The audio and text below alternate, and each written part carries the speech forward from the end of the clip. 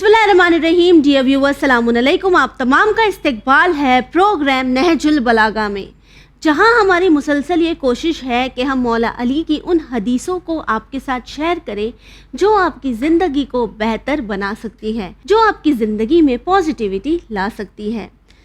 Viewers, हम अक्सर ज़िंदगी में ये देखते हैं कि लोग ये कहते हैं कि जो नसीब में लिखा है वही होगा, तकदीर का लिखा कौन बदल सकता, तकदीर के आगे कुछ नहीं होता। तो ये जानना भी ज़रूरी हो जाता है कि अगर हर चीज़ तकदीर के मुताबिक है तो मेहनत क्यों, दुआ क्यों। तो आइए आज इसी मौजू पर बात करेंगे और साथ ही ये भी जानने की कोशिश करेंगे कि नहजुल बलागा में इस मौजू पर मौला अली अलैहिस्सलाम क्या फरमाते हैं। लेकिन आइए सबसे पहले इस्तकबाल करते हैं मौलाना यावर अब्बास साहब का। अस्सलामुन अलैकुम। अलैकुम अस्सलाम व रहमतुल्लाहि व बरकातुहू। कैसे आप मौलाना साहब? अल्हम्दुलिल्लाह। मौलाना साहब, सबसे पहले आपसे यही जानना चाहेंगे कि लोग अक्सर ये बातें करते हैं कि तकदीर का लिखा कोई बदल नहीं सकता, जो तकदीर में लिखा है वही होगा। तो नहजुल बलागा में मौला अली अलैहिस्सलाम तकदीर, डेस्टिनी के मुताबिक हमें क्या फरमाते हैं? आऊज़ु बिल्लाहि मिनश शैतानिर रजीम, बिस्मिल्लाहिर रहमानिर रहीम, अल्हम्दुलिल्लाह वस्सलातु अला अहलिहा अम्मा बाद। हमारा ये प्रोग्राम के जिसका उन्वान है दर्स नहजुल बलागा, और आज हम अपने इस प्रोग्राम में कलमा नंबर 16 को डिस्कस करेंगे। और इस कलमे में मौला अमीरुल मोमिनीन अलैहिस्सलातु वस्सलाम ने इसी सवाल का जवाब दिया है। देखिए, मौला अलैहिस्सलाम इरशाद फरमाते हैं, बिस्मिल्लाहिर्रहमानिर्रहीम, तज़िल्लुल उमूरु लिल मक़ादीर हत्ता यकूनल हत्फ़ु फ़ित तदबीर। मौला इस कलमे में इरशाद फरमाते हैं कि तमाम उमूर तकदीर के ताबे हैं। हर चीज़, तमाम काम तकदीर के ताबे हैं। यहाँ तक कि कभी कभी ऐसा भी होता है कि तदबीर में मौत वाक़े हो जाती है। अब इस कलमे को पहले थोड़ा सा समझना ज़रूरी है। एक्सप्लेन इस तरह से कर देते हैं कि इसमें जो वर्ड्स इस्तेमाल हुए हैं, मकादीर ये जमा है तकदीर की, और तकदीर का मतलब होता है खुदाई फैसले जी। ये अटल हैं जी, इन्हें बिल्कुल नहीं बदला जा सकता। मर्जी इलाही, मर्जी इलाही, खुदाई फैसले, तकदीर जी। दूसरा वर्ड है तदबीर जी। तदबीर यानी सोच समझ, गौर व फिक्र के साथ आगे बढ़ने को तदबीर कहते हैं। ओके। इसीलिए कुरान मजीद ने ऐलान फरमाया है, अफला यतदब्बरूनल कुरान अम अला कुलूबिन अकफालुहा। क्या हो गया, कुरान में गौर व फिक्र क्यों नहीं करते? क्या दिलों पर ताले पड़ गए हैं? तो गौर व फिक्र करना हमारे दीन में बहुत ताकीद की गई है कि इंसान को गौर व फिक्र करना चाहिए। बहुत अहमियत है इसकी, कुरान मजीद ने भी इसका हुक्म दिया है। और रिवायात, और अगर देखा जाए कि अल्लाह के रसूल हज़रत मोहम्मद मुस्तफ़ा सल्लल्लाहु अलैहि वसल्लम की खिदमत में एक शख्स आया और आने के बाद कहा कि अल्लाह के रसूल, आप मुझे कुछ नसीहत फरमा दीजिए। अल्लाह के रसूल ने फ़ौरन ही नसीहत नहीं फरमाई, बल्कि क्या इरशाद फरमाया, आपने उससे वादा लिया। और वादा क्या लिया? वादा ये लिया कि अगर मैं कुछ कहूँगा तो क्या उसे फॉलो करोगे जी।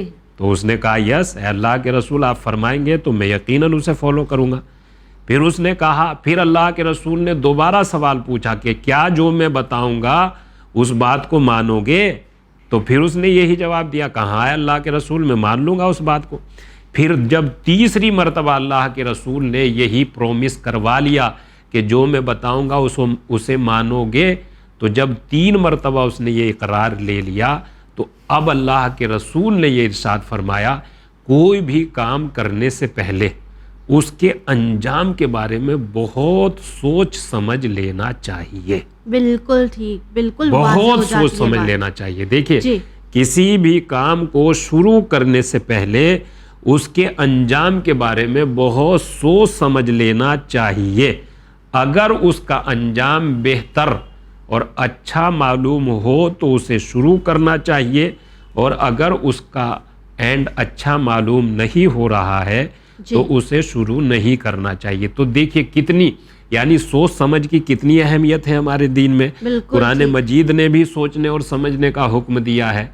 अल्लाह के रसूल की ये दास्तान के जो हमें इस बात पर یعنی غور و فکر کرنی بہترین پڑتی ہے۔ دلیل یا بہترین مثال ہے کہ غور و فکر کرنے کے بغیر غور و فکر کے ایک قدم بھی آگے نہیں بڑھانا ہے، ایک قدم بڑھانے کے لیے بھی ہمیں غور و فکر کرنا ہے۔ تو ایسا نہیں ہے کہ غور و فکر کی کوئی اہمیت نہیں ہے، لیکن پرابلم کہاں ہے؟ پرابلم یہاں ہے کہ دیکھیے ہوتا کیا ہے، ہوتا یہ ہے کہ جب انسان خدائی فیصلوں کو ایک طرف رکھ کر صرف اور صرف اپنے آپ پر بھروسہ کر کے آگے بڑھتا ہے، جی، تو ہر انسان کے یہاں یا ہر چیز کے یہی دو پہلو ہیں، یا تو یہ چیز میرے حق میں بہتر ہو سکتی ہے یا یہ چیز میرے حق میں بہتر نہیں ہے، جی، یعنی ہیڈ اور tail, every coins has two side, ہر چیز کے دو پہلو ہوتے ہیں، بالکل بالکل ایبسلیوٹلی۔ تو ہر چیز کے دو پہلو ہوتے ہیں، تو اگر ہم خدائی فیصلوں کو یعنی تقدیر کو بالکل ایک طرف چھوڑ کر صرف تدبیر کے پیچھے دوڑنے لگے اور تدبیر کے پیچھے دوڑ کر اگر ہم کامیابی کی اس منزل پر پہنچ جائیں کہ ہم اپنے آپ کو بہت بڑا کامیاب سمجھنے لگے، تو ہو سکتا ہے ہمارے سر پر غرور سوار ہو جائے، اور ایسا بھی ہو سکتا ہے کہ ہم کام شروع کریں اور ہم بہت زیادہ نقصان میں پہنچ جائیں، تو ہو سکتا ہے ہمارے سر پر مایوسی چھا جائے۔ جی، تو ان دونوں باتوں سے انسان کو نکالنے کے لیے، اچھا اگر انسان کے سر پر مایوسی اور انسان کے دل و دماغ پر مایوسی چھا جائے گی اور وہ ڈپریشن میں چلا جائے گا، تو اس کا انجام کیا ہوگا؟ ہو سکتا ہے اسی ڈپریشن میں وہ اس دنیا سے دوسری دنیا کی طرف روانہ ہو جائے، ایسا ہو سکتا ہے۔ امام علیہ السلام نے بھی اسی نقطے کی طرف یا اسی پوائنٹ کی طرف اشارہ کیا ہے کہ تدبیر میں اگر نقصان ہو جائے تو اس نقصان کو یہ سمجھ کر برداشت کر لینا کہ میرے مالک کا میرے حق میں یہی فیصلہ تھا۔ جی، دیکھیں کتنا بڑا نقصان آسانی سے انسان برداشت کر سکتا ہے، لیکن اگر وہ اس بات میں رہے گا کہ نہیں یہ تو مجھے بہت بڑا نقصان ہو گیا، یعنی کسی بھی طرح سے اسے سکون، چین، آرام نہیں مل پائے گا۔ لیکن اگر وہ تھوڑا سا بھی یہ سوچ لے گا کہ نہیں، جو میرا رب کریم ہے وہ میرے لیے بڑا مہربان ہے، وہ مجھ پر میرے والدین سے بھی زیادہ مہربان ہے، لہذا اس نے اگر میرے لیے مجھ سے ریلیٹڈ کوئی ڈیسیزن لیا ہے تو اس کا ڈیسیزن میرے لیے خراب نہیں ہے، وہی میرے لیے بہتر تھا، اور ہو سکتا ہے کہ اس چھوٹے سے نقصان، یہ چھوٹا سا نقصان مجھے دے کر خدا نے بہت بڑے نقصان سے مجھے بچا لیا۔ تو دیکھیے انسان بہت بڑی ڈپریشن سے باہر نکل کر آ سکتا ہے کہ اگر وہ اپنے مالک کے فیصلوں پر بھی یقین رکھتا ہو، لیکن اگر فیصلوں کو ایک طرف کر کے خود اپنی زندگی کو آگے بڑھانا چاہے گا تو وہ زندگی شاید کامیاب نہیں ہو پائے گی، اور اگر کامیاب ہو بھی جائے گی تو اس کامیاب والی زندگی میں اس کے سر پر غرور سوار ہو جائے گا، لہذا نہ انسان اتنا مغرور ہو کہ دنیا اس سے کنارہ کش ہو جائے، اور نہ اتنا مایوس ہو کہ وہ خود ہی ڈپریشن میں چلا جائے۔ اس کا بہترین راستہ یہی ہے کہ تدبیر کے ساتھ ساتھ اپنی ساری محنت کو اپنے مالک کی ذات کے حوالے کر دیا جائے۔ خدایا جو میں کر سکتا تھا وہ میں نے کر دیا، میری طرف سے حرکت ہو چکی ہے، اب تیری برکت کے نازل ہونے کا انتظار ہے، تو برکت نازل کرتا جائے گا اور میں آگے بڑھتا چلا جاؤں گا۔ جی بالکل ٹھیک کہا آپ نے، بہت ہی بہترین آپ نے اگزامپل دیا کہ اکثر لوگ یہ سوچتے ہیں کہ میں فلاں چیز کر سکتا ہوں، میں فلاں چیز کر لوں گا، اور جب وہ کر جاتے تو انہیں غرور آ جاتا ہے کہ میں کتنا بڑا ہوں اور میں کیا کچھ نہیں کر سکتا۔ لیکن مولانا صاحب اگر اس کے برعکس بھی دیکھا جائے تو ہم اکثر یہ دیکھتے ہیں سوسائٹی میں کہ کچھ لوگ ہمیں ایسے بھی ملتے ہیں جو زندگی میں آگے بڑھنا چاہتے ہیں لیکن محنت نہیں کرنا چاہتے۔ چھوٹی سی مثال، اگر اسٹوڈنٹس کی بات کریں، ہر کوئی کامیاب ہونا چاہتا ہے، ڈسٹنکشن حاصل کرنا چاہتا ہے، ٹھیک ہے، لیکن محنت نہیں کریں گے یہ بول کر کہ ارے پروردگار عالم کا جو فیصلہ ہوگا وہی ہوگا۔ لوگ اس بات کی کمپلین کرتے ہیں کہ ہم بے روزگار ہیں، ہمارے پاس جابز نہیں ہیں، پھر مسئلہ یہیں آ کے اٹک جاتا ہے کہ شاید میری تقدیر میں ہی بے روزگاری لکھی ہے، اسی لیے مجھے کام نہیں ملتا، لیکن وہ کام کو ڈھونڈنے کے لیے نکلتے نہیں ہیں، محنت مشقت نہیں کرتے، ہر چیز کو تقدیر کے تابع ڈال دیتے ہیں، تدبیر محنت کیے بغیر۔ تو یہ حدیث ان لوگوں کے لیے کس طرح پیغام دیتی ہے؟ دیکھیے قرآن مجید جو کتاب حیات انسانی ہے، اور یہ ہر انسان کو بالکل اس راستے کی طرف ہدایت کرتی ہے جو بالکل سیدھا ہے۔ جی قرآن مجید کے سورہ نجم کی آیت نمبر 39 ہے، جس میں پروردگار عالم نے اعلان فرمایا بسم اللہ الرحمن الرحیم وَأَن لَيْسَ لِلْإِنسَانِ إِلَّا مَا سَعَى، اور انسان کے لیے اتنا ہی کچھ ہے جتنی وہ محنت کرتا ہے، جتنی وہ کوشش کرتا ہے۔ محنت کرے گا تو کچھ ملے گا، بالکل، بغیر محنت کے اسے کچھ حاصل ہونے والا نہیں ہے۔ اور پروردگار عالم نے جو انسان سے محنت و مشقت کا مطالبہ یا ڈیمانڈ کی ہے، یہ ڈیمانڈ ایسی نہیں ہے کہ جسے انسان نہیں کر سکتا ہے، بلکہ خدا نے انسان کو ایسا بنایا ہے جی کہ وہ محنت کر سکتا ہے، تبھی اس سے محنت کی ڈیمانڈ کی ہے۔ بالکل، ورنہ یہ حکم ہی مثلا ابس ہوتا کہ انسان میں محنت کرنے کی صلاحیت اور کیپیسٹی نہیں ہے، پھر اس سے محنت کا مطالبہ اگر کیا جائے تو یہ کوئی بات نہیں تھی، بلکہ بات ہی یہ ہے کہ بنانے والے نے انسان کو ایسا بنایا ہے کہ وہ محنت کر سکتا ہے۔ اب جب اس نے ایسا بنا دیا تو انسان کو محنت کرنی چاہیے۔ جب محنت انسان کرے گا اور اس محنت کی راہ میں کہیں ڈگمگائے گا تو اب خدائی طاقت اس کو آ کر سہارا دے گی۔ تو یہ ہوتی ہے محنت۔ دیکھیں اگر ہم اپنی بھی زندگی میں دیکھیں تو محنت ہی عزت ہے، اور محنت ہی انسان کی آبرومندانہ زندگی گزارنے کی گارنٹی تقریباً ہوتی ہے۔ جی یہاں تک کہا گیا ہے کہ کام کیجئے، برو کارکن، یہ ایک بہترین شعر ہے فارسی کا کہ جائیے کام کیجئے، یہ مت دیکھیے کہ کیا کام، بس محنت کیجئے۔ انسان کا کام ہے محنت کرنا، اور انسان اگر اپنے کام سے لگا ہوا ہے تو یہ اس کا بڑا احترام ہے، اس کے لیے بڑی عزت ہے۔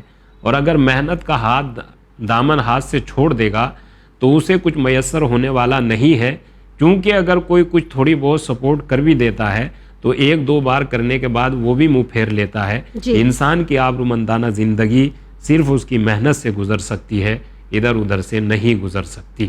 لہذا محنت کا، سوچ وچار کا، تدبیر کا ہمارے دین میں بڑا عمل دخل ہے۔ ایسا نہیں ہے کہ تدبیر کو بالکل ایک دم الگ چھوڑ دیا گیا ہے، جی جی بلکہ تدبیر یوں کہا جا سکتا ہے کہ تدبیر جو ہم سوچ وچار کر کے میدان عمل میں آگے بڑھتے ہیں، کام کرتے ہیں، محنت و مشقت کرتے ہیں، اسے ایک جسم کی طرح دیکھا جا سکتا ہے، اور خدائی فیصلوں کو ایک روح کی طرح دیکھا جا سکتا ہے۔ تدبیر ہماری طرف سے ہو، تقدیر کا فیصلہ وہ کر دے گا۔ جب دونوں چیز مل جائے گی تو انسان کی زندگی کا کاروان بہت آسانی سے آگے بڑھے گا۔ جی بالکل ٹھیک کہا آپ نے۔ اگر ہماری تدبیر اچھی ہے، ہماری محنت اچھی ہے، تو پروردگار عالم ضرور ہماری تقدیر کو بھی بہترین بنائے گا، بہترین بنائے گا۔ جی یہ ایک بہت عام سی بات ہے، کامن کانسیپٹ ہے کہ انسان کی تقدیر انسان کے ہاتھوں میں ہوتی ہے۔ یعنی کیا مطلب؟ یعنی جیسا آپ کریں گے ویسا اس کا رزلٹ ملے گا۔ بالکل تو بالکل اس طرح کی باتیں ہیں۔ بہرحال تو تدبیر سے ہاتھ نہیں کھینچا جا سکتا اور تدبیر سے الگ نہیں ہوا جا سکتا، لیکن تدبیر میں ہم عمل دخل تقدیر کا ہی ہے، کہ ایسا نہیں ہے کہ آپ تقدیر سے الگ ہو کر بہت آگے نکل جائیں، ایسا نہیں ہو سکتا، چونکہ ہر کام، جو بھی کام اس دنیا میں ہوگا یا انسان کرے گا، اس کام کے پیچھے خدائی فیصلے ضرور ہوں گے۔ خدائی فیصلوں سے الگ ہو کر انسان کچھ نہیں کر سکتا۔ بالکل ٹھیک کہا آپ نے کہ پروردگار عالم کے کن پہ ہی آج ہم دیکھتے ہیں کہ دنیا قائم ہے، لیکن ہمیں ہماری محنت کرنی ہی ہے، اور پروردگار عالم ہمیں اس کا اجر ضرور دے گا۔ بالکل کرنی تو پڑے گی۔ وہیں ہم یہ بھی جاننا چاہیں گے کہ کیا ہمیں اہل بیت کی زندگی میں ایسا کوئی واقعہ دیکھنے ملتا ہے جہاں انہوں نے کسی کو کریکٹ کیا ہو یا یہ بتایا ہو کہ کس طرح محنت کرنے سے وہ کامیاب ہو سکتا ہے، اور اگر وہ محنت نہ کرے تو یہ اس کی غلطی ہے، پروردگار عالم کی تقدیر کی غلطی نہیں؟ دیکھیے اہل بیت علیہم الصلاۃ والسلام کہ جنہیں پروردگار عالم نے اپنی صفات کا مظہر بنا کر بھیجا، اور اپنے نمائندے اور اپنے امام بنا کر بھیجے، لہذا ان کی زندگی میں بھی اگر ہم دیکھیں کام کی اہمیت، تو خود امام علیہ السلام نے کام کیا ہے۔ جی مولا کائنات حضرت علی علیہ الصلاۃ والسلام کے بارے میں مشہور ہے کہ آپ کھیت میں کام کیا کرتے تھے۔ جی تو جن کے یہاں اتنے کمالات پائے جاتے تھے کہ وہ اگر اشارہ کر دے تو آسمان کے سورج کو پلٹا دے، وہ اگر اشارہ کر دے تو چاند کے 2 ٹکڑے کر دے، وہ اگر دعا کر دے تو جنت سے نعمتیں نازل ہو جائیں، لہذا وہ کام کیوں کر رہے ہیں؟ کہا انہوں نے اپنی زندگی میں کام کر کے بتایا کہ کام کرنا ہی عزت ہے اور کام سے الگ رہنا ہی بے عزتی ہے۔ انسان کام کے ذریعے سے عزت حاصل کر سکتا ہے، کام سے الگ رہ کر اسے کوئی عزت حاصل ہونے والی نہیں ہے۔ مولا کائنات نے خود اپنی زندگی میں بہترین مثال دی ہے کہ مولا کائنات ہونے کے بعد، یعنی پوری کائنات کے مولا، آقا اور سید و سردار ہونے کے بعد وہ کام کر رہے ہیں، لہذا ان کے چاہنے والوں کو بھی چاہیے کہ وہ کام کر کے اپنی زندگی کو عزت والی زندگی بنائے، کام سے الگ ہو کر اپنی زندگی کو ذلتوں میں نہ دھکیلے۔ جی بالکل ٹھیک کہا آپ نے مولانا صاحب، آپ کا بہت بہت شکریہ اپنا قیمتی وقت ہمیں دینے کے لیے۔